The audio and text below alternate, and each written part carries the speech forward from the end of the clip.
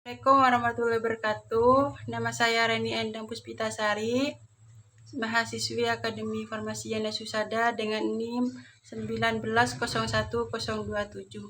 Saya akan menjelaskan tentang katabolisme protein.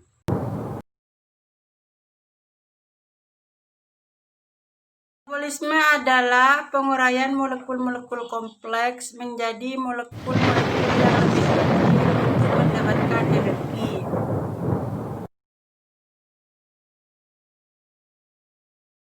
Metabolisme protein adalah pemecahan protein menjadi asam amino.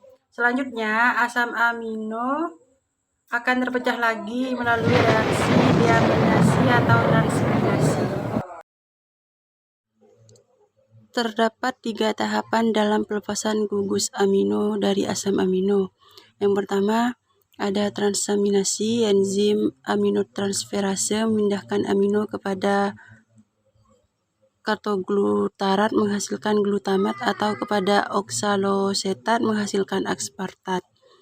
Yang kedua ada deaminasi oksidatif. Pelepasan amino dari glutamat menghasilkan ion amonium. Gugus-gugus amino dilepaskan menjadi ion amonium atau NH4+. Yang selanjutnya masuk ke dalam siklus urea di hati. Dalam siklus ini dihasilkan urea selanjutnya dibuang melalui ginjal beberapa urin. Proses yang terjadi dalam siklus urea digambarkan terdiri atas beberapa tahap, yaitu yang pertama melalui peran enzim karbomil fosfat sintase 1. Ion amonium bereaksi dengan CO2 menghasilkan karbomoil fosfat. Yang kedua, melalui reaksi ini diperlakukan energi dari ATP. Yang ketiga, melalui peran enzim ornitin transkarbamoilase karbomoil fosfat bereaksi dengan L-ornitin menghasilkan L-citrulin dan gugus fosfat dilepaskan. Yang keempat, melalui peran enzim argininosuksinat sintase, L-citrulin bereaksi dengan L-aspartat menghasilkan L-argininosuksinat. Reaksi ini membutuhkan energi dari ATPD dengan peran enzim argininosuksinat liase. L-argininosuksinat dipecah menjadi fumarat dan L-arginin. Yang kelima, dengan peran enzim arginase, penambahan H2O terhadap L-arginin akan menghasilkan L-ornitin dan urea. Yang ketiga ada tahap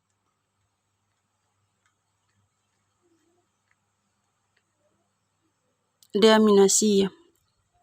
Memisahkan gugusan amino NH2 dari suatu asam amino biasanya diikuti produksi asam alfa keto yang bila dioksidasi sempurna menjadi CO2 plus H2O atau disintesa menjadi asetoasetat mengikuti metabolisme asam lemak. Ini ada skema tentang hubungan katabolisme protein dengan karbohidrat dan lemak. Tahukah kamu bahwa asetil CoA sebagai bahan baku dalam siklus Krebs untuk menghasilkan energi yang berasal dari katabolisme karbohidrat, protein maupun lemak. Titik temu dari berbagai jalur metabolisme ini berguna untuk saling menggantikan bahan bakar di dalam sel. Hasil katabolisme karbohidrat, protein, dan lemak juga bermanfaat untuk menghasilkan senyawa lain, yaitu dapat membentuk ATP, hormon, komponen hemoglobin, ataupun komponen sel lainnya. Lemak atau asam heksanuat lebih banyak mengandung hidrogen terikat dan merupakan senyawa karbon yang paling banyak tereduksi. Sedangkan karbohidrat atau glukosa dan protein atau asam glutamat banyak mengandung oksigen dan lebih sedikit hidrogen terikat adalah senyawa yang lebih teroksidasi. Senyawa karbon yang tereduksi lebih banyak menyimpan energi dan apabila ada pembakaran sempurna akan membebaskan energi lebih banyak karena adanya pembebasan elektron yang lebih banyak. Jumlah elektron yang dibebaskan menunjukkan jumlah energi yang dihasilkan. Perlu kamu ketahui, pada jalur katabolisme yang berbeda, glukosa dan asam glutamat dapat menghasilkan jumlah ATP yang sama, yaitu 36 ATP. Sedangkan katabolisme asam heksanoat dengan jumlah karbon yang sama dengan glukosa atau 6 karbon menghasilkan 44 ATP, sehingga jumlah energi yang dihasilkan pada lemak lebih besar dibandingkan dengan yang dihasilkan pada karbohidrat dan protein. Sedangkan jumlah energi yang dihasilkan protein setara dengan jumlah yang dihasilkan karbohidrat dalam berat yang sama. Nah, dari penjelasan itu dapat disimpulkan jika kita makan dengan mengkonsumsi makanan yang mengandung lemak akan lebih memberikan rasa kenyang jika dibandingkan dengan protein dan karbohidrat. Karena rasa kenyang tersebut disebabkan oleh kemampuan metabolisme lemak untuk menghasilkan energi yang lebih besar. Sekian penjelasan dari skema tentang hubungan katabolisme protein dan katabolisme lemak dan karbohidrat.